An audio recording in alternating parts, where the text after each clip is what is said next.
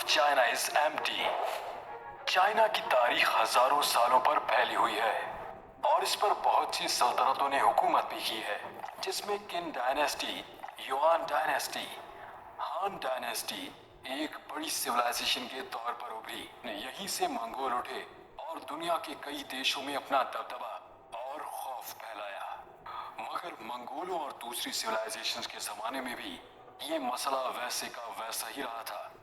हजारों साल गुजर जाने के बावजूद भी चाइना का एक बड़ा हिस्सा हर बड़ी सल्तनत के जमाने में खाली ही रहा था। ये मसला हजारों सालों से दुनिया के सामने छुपा रहा, मगर साल 1935 में पहली दफा ये मसला लोगों के सामने उभर कर आया। जब चाइनीज जियोग्राफर युआन हेंग ने पूरे चाइना का चक्कर लगाया, तब उसने नोट किया कि चाइना के आधे से ज्यादा हिस्से में सिर्फ 4% ही लोग रहते हैं, जबकि बाकी 96% आबादी चाइना की दूसरी तरफ रहते हैं। और यही फर्क को देखते हुए उन्होंने नक्शा उठाया और हाई हे से टिंग चोंग तक एक लकीर खींच दी और तभी से उसको हुआन हेंग लाइन का नाम दे दिया गया। मगर आज इतना अरसा गुजर जाने के बावजूद, जब चाइना एक सुपर पावर बनने के किनारे पर खड़ा है, आज भी ये लाइन वैसे की वैसी ही एग्जिस्ट करती है। इन सालों में चाइना ने बहुत कुछ सहा भी है और बहुत कुछ करके भी दिखाया है, जैसे कि जापान का चाइना पर हमला कर देना, चाइना में कम्युनिज्म का आ जाना, इतने कम वक्त में मिरेकलस ग्रोथ दिखा के दुनिया को हैरान कर देना। मगर एक चीज आज भी चाइना हल नहीं कर पाया, और वो है उस लाइन को सिरे से ही खत्म कर देना। ये इतना बड़ा डिफरेंस और इम्बैलेंस आखिर क्यों? आखिर चाइना इस मसले को हल करने में सीरियस क्यों नहीं है? वेल, इस लाइन के बनने और मिटने के एक नहीं बल्कि 3 बड़े मेजर रीजंस हैं। नंबर 1 पर है क्लाइमेट एंड ज्योग्राफी। किसी भी जगह पर आसानी से आबादी को बढ़ने और रहने के लिए आखिर क्या चाहिए होता?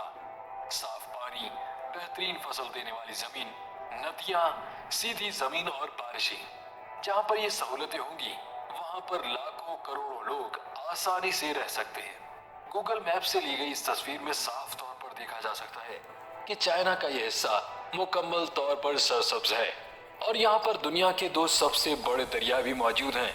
यही वजह है कि एक्सपर्ट्स का कहना है कि चाइना का यह हिस्सा इंसानों के रहने के लिए बेहतरीन जगह है, और इसी वजह से शुरू से पुरानी सल्तनतों और दूसरे हुक्मरानों ने इस हिस्से पर अपनी हुकूमत बनाई। चाइना के ऊपरी हिस्से में हर साल काफी बारिश होती है, जिससे यहाँ फसल भी आसानी से उग जाती है, और इसी वजह से यहाँ का मौसम भी न तो ज्यादा गर्म रहता है और न ही ज्यादा ठंडा रहता है। मगर सिक्के का दूसरा रुख किया जाए तो चाइना का दूसरा बड़ा हिस्सा, जो कि आमतौर पर खाली समझा जाता है, वहां जिंदगी गुजारना सहारा डेजर्ट से भी काफी ज्यादा मुश्किल समझा जाता है। उसकी एक बड़ी वजह यहाँ का मौसम है। यहाँ का मौसम अपना शदीद रंग दिखाता है। यहाँ गर्मियों में टेम्परेचर 40 डिग्री से भी ज्यादा पहुंच जाता है, और तो और सर्दियों में इसके उलट टेम्परेचर माइनस में चला जाता है, जो यहाँ सब जमा देता है। ये सवाल तो जरूर आप लोगों के दिमाग में आ रहा होगा कि आखिर ऐसा होता क्यों है? इसकी बड़ी वजह है रेन शैडो इफेक्ट।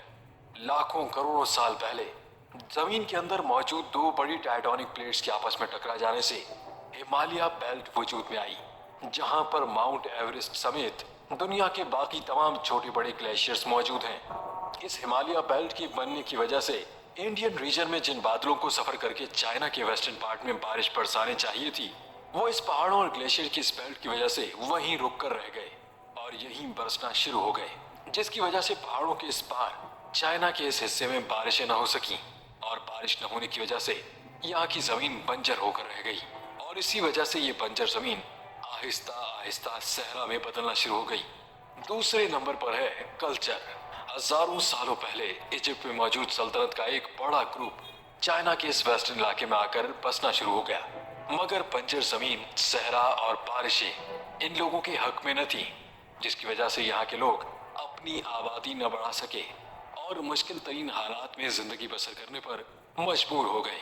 जबकि दूसरी तरफ चाइना का ईस्टर्न हिस्सा रहने के लिए एक बेहतरीन जगह थी, जिसकी वजह से यहाँ पर बड़ी बड़ी सल्तनतें आबाद हुई और इनकी खूब आबादी बढ़ती रही, और इसी बिना पर चाइना का यह हिस्सा बहुत तरक्की भी करता रहा, जबकि चाइना के वेस्टर्न हिस्से में आबादी बढ़ने की बजाय कम होती जा रही थी, जिससे ये हिस्सा बाकी चाइना की निस्बत डेवलपमेंट में काफी पीछे रह गया।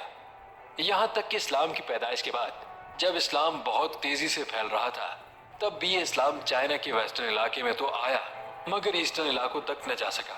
इसी वजह से चाइना के इस हिस्से में एक बड़ी तादाद यूइगर मुस्लिम्स की भी है, जिस पर चाइना आजकल जुल्म भी करता रहता है। मगर बंजर जमीन, शदीद गर्मी और सर्दी के बायस चाइना इस हिस्से को छोड़ क्यों नहीं देता? आखिर क्यों चाइना आज भी इस हिस्से को अपने साथ जोड़े हुए है? इसका जवाब हमारे अगले और आखिरी रीजन में है, और ये है रिसोर्सेज। चाइना के वेस्टर्न एरिया की जमीन में पानी बहे या ना बहे, बारिश हो या ना हो, फसल उगे या ना उगे, मगर यहाँ की जमीन से तेल जरूर निकलता है। इस तस्वीर में साफ तौर पर देखा जा सकता है कि ईस्टर्न चाइना के मुकाबले वेस्टर्न चाइना में ज्यादा ऑयल फील्ड्स हैं, और बहरहाल चाइना के पास एक बड़ी आबादी है जिसकी एनर्जी रिक्वायरमेंट्स इसको फुलफिल करनी है। चाइना पूरी दुनिया का 14% तेल प्रोड्यूस करता है, और इस तेल का बड़ा हिस्सा इसी वेस्टर्न चाइना से ही तो आता है। इस बड़े फायदे के बायस चाइना क्यों इस इलाके को छोड़ेगा? साथ ही साथ ये इलाका चाइना को एक बहुत बड़ा स्ट्रेटेजिक एडवांटेज भी देता है। अगर सवाल किया जाए कि चाइना अपने इस हिस्से को डेवलप क्यों नहीं कर रहा, तो इसका जवाब हाँ भी है और ना भी है। हाँ इसलिए भी है, चाइना ने एक mega project one belt one route का ऐलान किया हुआ है, जिसमें चाइना की वेस्टर्न पार्ट को डेवलप किया जाएगा। यहाँ पर सड़कों का जाल बिछाया जाएगा और इंफ्रास्ट्रक्चर बनाया जाएगा। चाइना अपने आप को वन बेल्ट वन रोड के मंसूबे से अपनी ट्रेड को यूरोप तक फैलाने चाहता है, जो चाइना के इसी वेस्टर्न हिस्से से ही होकर गुजरेगी। अब बात करते हैं ना की। चाइना वेस्टर्न इलाके से तेल तो निकालता रहा, मगर डेवलपमेंट दूसरे हिस्से में करता रहा। चाइना के वेस्टर्न इलाके पर मौजूद लोग माइनॉरिटी समझे जाते हैं, जिनमें तबतन लोग और यूगोर मुस्लिम शामिल हैं, जिनका रहना सहना और कल्चर बाकी चाइना से बिल्कुल अलग है, और चाइना इन लोगों को अपने लिए खतरा भी समझता है। यूं इस तरह चाइना अपने इस हिस्से की मदद करता भी है और नहीं भी करता है। मगर सवाल ये भी आता है कि जहां चाइना सुपर पावर बनने के करीब है, वहां ये अपना ये मसला मुस्तकिल तौर पर हल कर पाएगा? हमें कमेंट्स में अपनी राय से जरूर आगाह करें।